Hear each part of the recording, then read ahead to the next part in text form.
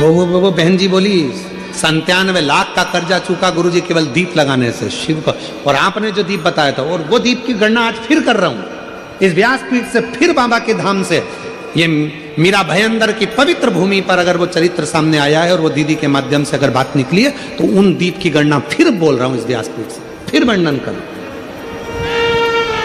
जो आपने दीप बताया था, उस दीप के प्रभाव से आज हमारा 97 लाख का कर्जा बाबा ने 3 महीने में चुका।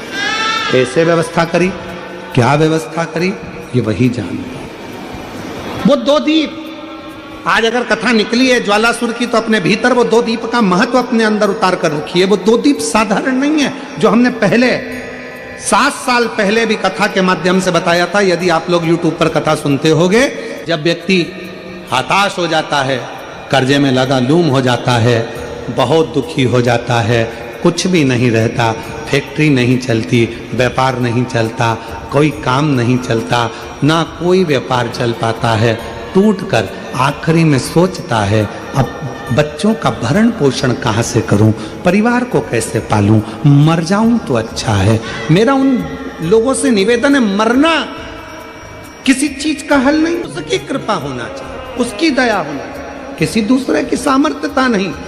केवल देवता देंगे पल्ला झाड़ कर, और मेरा कुबेर भंडारी देगा छप्पर झाड़ कर, और वो देता है, साधारणता में नहीं देता, थोड़ा बहुत तो देता ही नहीं है। पूरी कथा को देखिए, 10 साल 20 साल 30 साल की कथा निकाल कर देखिए, पूरी कथा की वीडियो आप निकालिए, हर वीडियो में आप देखोगे भगवान ने जिसकी भी गोदी में बच्चा दिया, एक एक तो कम दिया, 2-2 ज्यादा दिया, क्योंकि उसकी रीति है, देता छप्पड़ फाड़ के, थोड़ा बहुत तो देता ही नहीं है। शिव कथा करें। मैं ज्वालासुर को समाप्त नहीं, इसकी बैलेंसिंग करूंगा, और ये ज्योति के रूप में रहेगा। मां शक्ति के पास में भी ज्योति के रूप में, शिव के पास में भी ज्योति के रूप में। इसलिए जब तुम संपूर्ण तरह से हार जाओ, लगे अब कुछ भी नहीं अपने पास में, एकदम खाली हो गए, कुछ भी नहीं बचा, तब बेलपत्र के वृक्ष के नीचे शंकर जी के मंदिर के सम्मुख में 2 दीप लगाना प्रारंभ कर दीजिए। एक लंबी बाती का दीप, एक गोल बाती का दीप, एक शक्ति का, एक शिव का, दोनों दीप घी के दोनों सामने रखो, बाबा को प्रार्थना करो। शिव मंदिर में लगाने के बाद फिर बेलपत्री के वृक्ष के नीचे जाओ।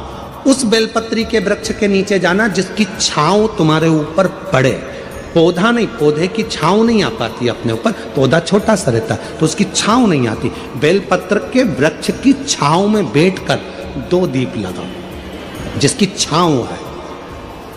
2 महीना नियम ले लो, शाम के समय पर दिन भर मेहनत करूंगा, परिश्रम करूंगा, अपने व्यापार को बढ़ाऊंगा, कर्म करूंगा, मेहनत करूंगा, और शाम को प्रदोष काल में मेरे घर का कोई भी व्यक्ति जाएगा, शिव मंदिर में 2 दीप और बेलपत्र के वृक्ष के नीचे 2 दीप लगाएगा। 2 महीना इंतजार करना, मेरा बाबा हाथ पकड़कर तुम्हें ऐसा दौड़ाएगा कि शिव अपने आप करुणा करने लगेगा। छोड़ता नहीं है शिव। दुनिया में एक दोस्त ऐसा है मेरा देव अधिदेव महादेव, दुनिया में एक मित्र ऐसे हैं मेरे शंकर भगवान, जिन्होंने शंकर को अपना सर्वस्व मान लिया। दुनिया में शिव वो दोस्त हैं, वो मित्र हैं कि संसार के मित्र भले छोड़ दें, पर मेरा महादेव, इसको मारूंगा नहीं मैं, ज्वालासुर को समाप्त नहीं करूंगा, इसको संतुलन में लेकर। संतुलन में करने के लिए भगवान शंकर ने अपनी वापिस नत्य की मुद्रा को प्रारंभ कर दिया, अपनी नत्य की मुद्रा।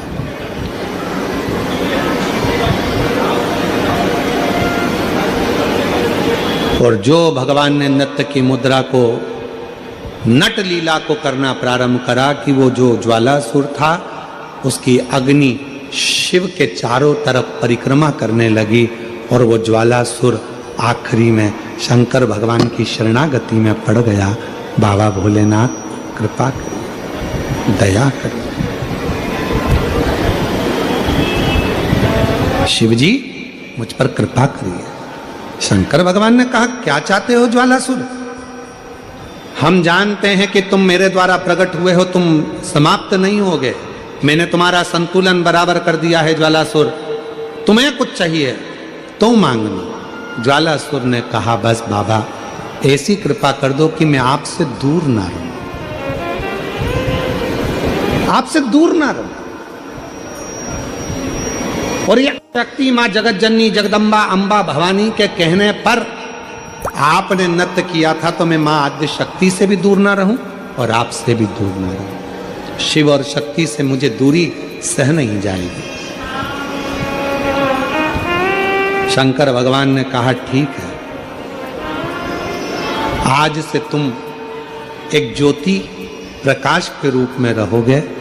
और शंकर जी कहते हैं पूरी दुनिया में जहां कहीं भी मेरे शिवलिंग की पूजन होगी वहां तुमको ज्योतिर्लिंग के रूप में पूजा जाएगा और शिव ज्योतिर्लिंग के रूप में पूजित होगे।